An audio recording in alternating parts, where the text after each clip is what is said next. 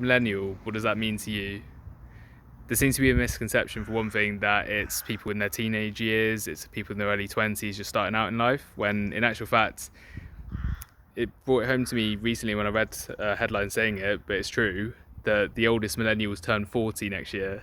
So these aren't children, these aren't young people, these are middle-aged people that traditionally would be homeowners, would be parents, they'd be the parent generation, they'd be in managerial positions, they'd be leaders within the workforce. Yeah, they're people that are are the most impactful sort of age group in terms of how society is shaped and how organizations are run. And yet these people are often in positions still where they're living like university students.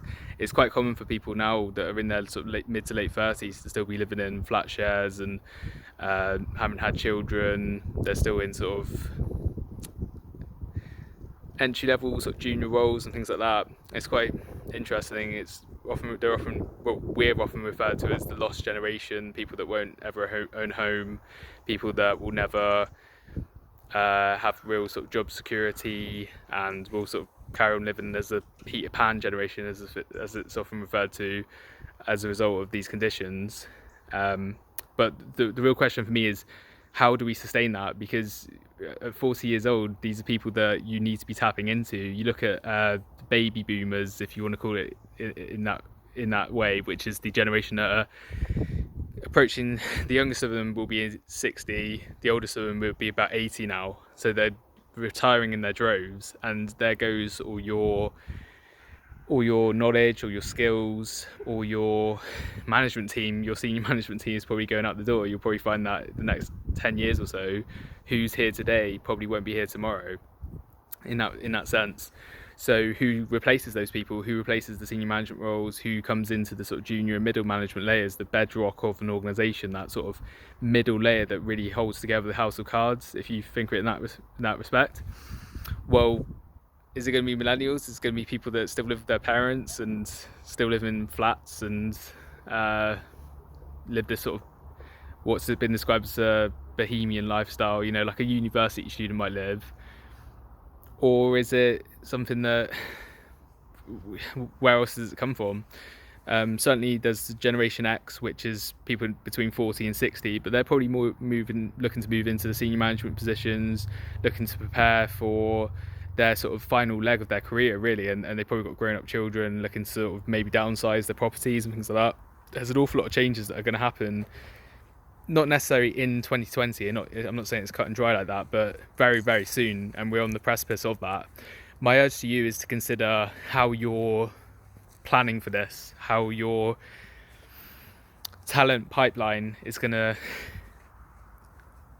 adapt for this, how you're going to retain your resilience. So one of the biggest risks that we're going to face in 2020, as we have in 2019, 2018, it's getting worse and worse, is talent scarcity. It's the lack of skilled people with the right qualifications, with the right experience, with the right personalities to pick up skilled roles. So are we effectively developing that next generation?